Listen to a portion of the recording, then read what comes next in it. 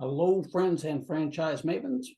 Today we're going to go over Chapter 3, The Greatest Plan for Building Wealth, from my book, Real Freedom, Why Franchises Are Worth Considering and How They Can Be Used for Building Wealth.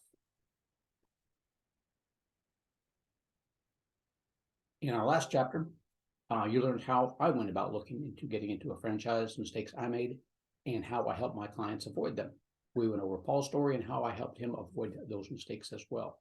We also went over the franchise business matrix and different types of franchise businesses that you can get into and the importance of using a good franchise consultant. So by now you should have reviewed the 7 mistakes, the business matrix, and using a franchise consultant, all on franchisemaven.com. And again, I'm Greg Mohr, Franchise Maven. Last name is Mohr. Feel free to give me a call anytime you have questions, 361-772-6401. We'll go to franchisemaven.com. Maven is M-A-V as in Victor, E-N. So we know that using a franchise consultant is a good choice. Any good franchise consultant with a number of years in the industry is a good choice. Probably me, of course, but there's many out there for you to choose from. We know what to look for. We know what to avoid. We know the different types of franchise businesses that are out there. So at this point in time, it's time for a plan. So Kat came to me looking to build an empire. Kat came to America from India about 20 years ago as an engineering and computer consultant. He is passionate about life and helping others. He already had a business that kept him busy most of the time, but it wasn't the type of business that he could build an empire on with multiple units, and he wanted to know how to get there. That goes into the different levels of franchising: the single unit, the area developer, and the master franchise. One item of note as we go through the various franchise options available for you, quite often people will ask me, how much money can I make? The Federal Trade Commission restricts what we can say about what you can make. This is because a long time ago, in a land far, far away, here in the U.S., the franchise salespeople would say, if you get this franchise, you can make this amount of money. Some people did, some people did not. And those who did not were not too happy, to say the least, resulting in a lot of lawsuits, which caused the Federal Trade Commission to step in. I don't have the direct information on how much franchises make. So no franchise consultant does. Only the franchise collects that information. And as such, only they can tell you, and only if they have that information in their franchise disclosure documents. We will find out that information along the way, mostly from the franchise disclosure documents, but then we're going to verify that information with all the franchisees that we talk to. Franchisees are very open, blunt people. They've all been in your position at one point in time. So they'll know why you're asking, and they'll expect you to be answering, how much can I make? How soon can I get there? What did you have to do to get there? So that'll be one of the many questions that I will give you as part of the list of questions for the franchisors and the franchisees that I provide to you as we go through the process. So single unit, area developer, or master franchise. I would say most people start off with a single unit of franchise. By one, depending on the franchise, we'll have a territory.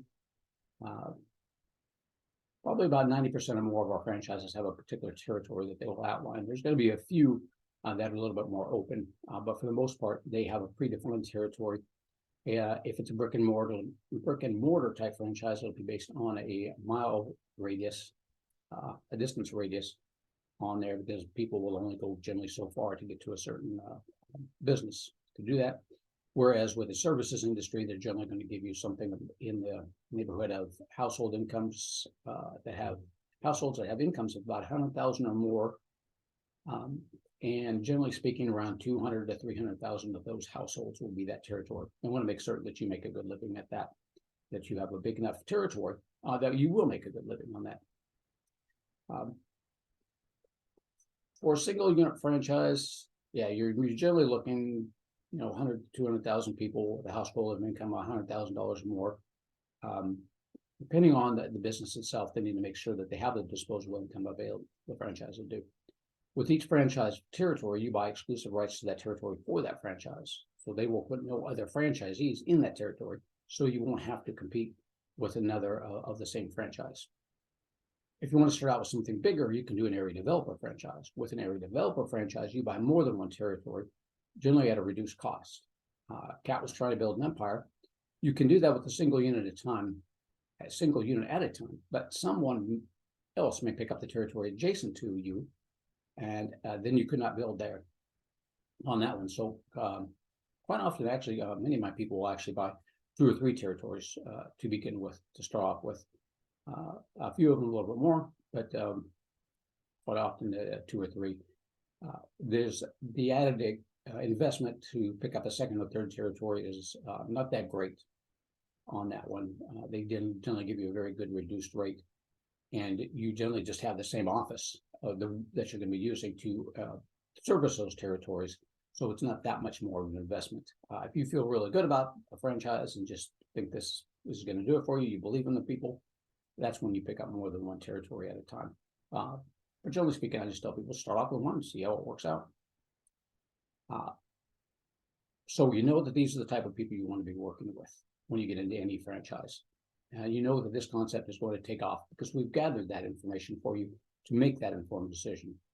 So let's say as an area developer, you buy 10 territories. You will have a plan on how you're going to build those out. You may do 1 the first year, 2 the second year, 3 the third year, and so on. It's going to vary a little bit by franchise. They'll have a development plan for you. So you're going to need a plan on building that area out. But you can also actually take over the whole city. So the whole city could be yours on that. You're building every single unit. You're paying for them, staffing them, operating them, incurring all the costs and all the profits as well, minus the royalties. That's an area developer. Similar to that is a master franchise. So a master franchise is where you're taking over an entire area.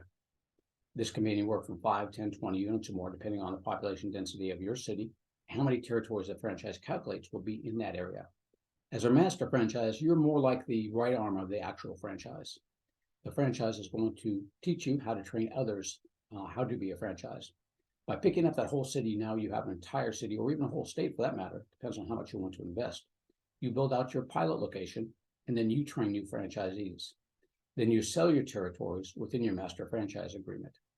When you sell those territories, you receive generally, not always, but generally about 50% of the franchise fee that you sell those for. Again, this will vary by franchise. As your new franchisee grows, you share in the royalties, which are generally between 5 and 10%. As an area developer, you're building out and putting your money into new territory. Though as a master franchisor, you have somebody else do that. While you're not getting all the profits from it, you're not investing all the money to build that out, also as a unit manager. Master franchising is one of the better ways to build an empire with a little bit less work, because you're not running each franchise yourself individually.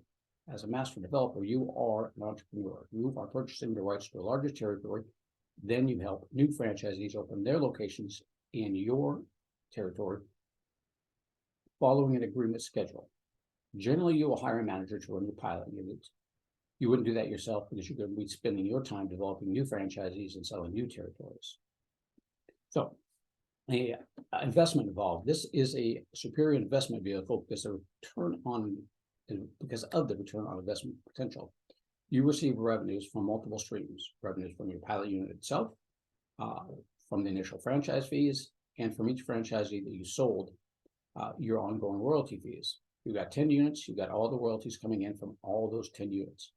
Once the units are developed, you're not doing anything except overseeing operations. The managers for those franchises are running them. You're not paying rent for any of the franchise locations, and you don't have to run payroll for any of the franchise units, because the franchisee is doing all that. On my website, I have some charts for you that will give you a breakdown of the ROIs that are associated with master franchising. Take a look at those illustrations, and you can see that you can generally generate a pretty significant front-end revenue and help support the early stages of those businesses, helping them increase sales, and the percentage of royalties is going to keep going up. Keep in mind that the information I provide in these charts is a simplified example of the startup and operations of a master franchise business. Investment costs will vary depending on the nature of the franchise business. So if you're looking to develop something like a brick and mortar type franchise, it's going to be a little different. But you do have the opportunity for a very high return and build a business that can not only provide a superior income stream, but also creates a source of long-term revenue. Definitely will make a positive impact on your financial future, not just for you, but generations to come. So for the capable entrepreneur, investigating and operating a master developer business is viewed as a very attractive investment. Like the stock market and or real estate, it remains under your control for the entire time. Keep in mind the pros of being a master developer versus an area developer. As an area developer, you'll invest in every single unit and you'll get all the returns, minus the royalties you have to pay. The cons of being an area developer is that you're going to be investing all of your money in each one of those units and you'll be operating them yourself.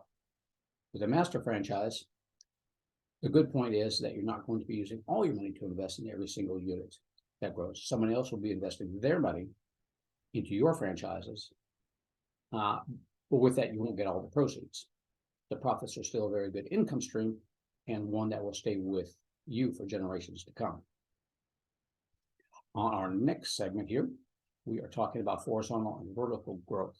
So with both master franchise and area developer franchise, there's horizontal growth. Vertical growth is another thing that you can do with both master franchise and developer franchise, area developer franchise. So what is vertical growth? Let's take a look at the home improvement services, for instance. You own a home and have a painting franchise, and you go into your client's home and you want to paint their house. So you take a look at the outside of the house, they want painted, and you see there's a lot of things that need to be fixed on that house itself. You could just paint over it and have all those things still broken. Probably not a good idea. So what you'd probably do is tell the client it would be a good idea to fix some of those things first before we paint over them. So if you only own the painting franchise, then you would send them someone else to get all the work done before you can paint. If you were to own the home and do vertical growth, you could actually bring in a handyman franchise as well as your painting franchise. In worst case, you can say, okay, I'm going to send in my handyman. So in that case, now you have a painting franchise. You also have a handyman franchise. So that's what we kind of refer to as owning the home, so to speak. It goes the other way too. If you're a handyman, you go out there and start fixing things, but maybe the home you're working on needs to be repainted. So you say, I've got a painting company.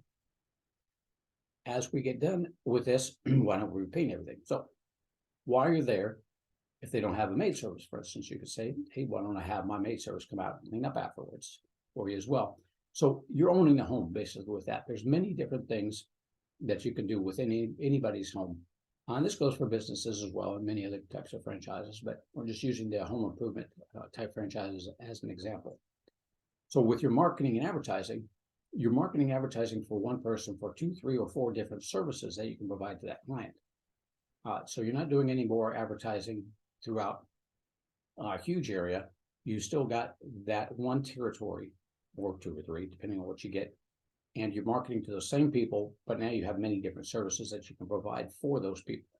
So your marketing costs are a lot less when you own the home and do the vertical growth, as opposed to the horizontal growth, where you're taking in more of encompassing more of an area. You're working with one client on one home with multiple things that can be done. This is vertical growth. Franchises that have multiple different franchises within their group. And we have many franchise groups that have many different franchises within their groups that you can do it. Roofing, insulation, the home improvement. You can do, as we indicated, the painting, the handyman services, maid services, pest control, yard care. All those things can be vertical on those. On my masterfranchise.com page, on my franchise Maven.com page, I have a master development plan for you that you can go through with numbers from the charts that I referred to with a breakdown of the ROI again. So if you have any questions, I can be contacted at franchisemaven.com, or again, just give me a call. So we took a look at Kat. I suggested to him on the master franchise route, but he chose actually to do the area developer route. Kat wanted to operate every single one of his units. He was going to find managers and build up his franchises. With every few franchises, he would not only have a manager in the franchise itself, but he also came up with having a regional manager as well. He did that because he wanted the profits for each one of those businesses. He did the area developer for that, so he did the profits for all those. He didn't mind investing and building those out and getting that done. He now has a business in a couple different cities, and his goal was to get about 100 of the same franchises because he loved the franchise. At the time I wrote my book, he had about 33 in a couple different cities. But right now, a year later, after writing my book, he's up to about 80 franchises in a few different cities on there. And about every 7 franchises that he picks up, he has a regional manager for those. So he just deals with the regional managers, and regional managers deal with all their different franchises. So next step again is to review that master franchise developer on franchisemaven.com. If you have any questions at all, there are plenty of ways to reach out to me on franchisemaven.com. please don't hesitate to do so, or just give me a call at 361-772-6401. That is it for Chapter 3. On Chapter 4, on our next installment, we are going to go through investment levels. Feel free to reach out to me anytime with questions. I am always here for you. Everybody have a great day.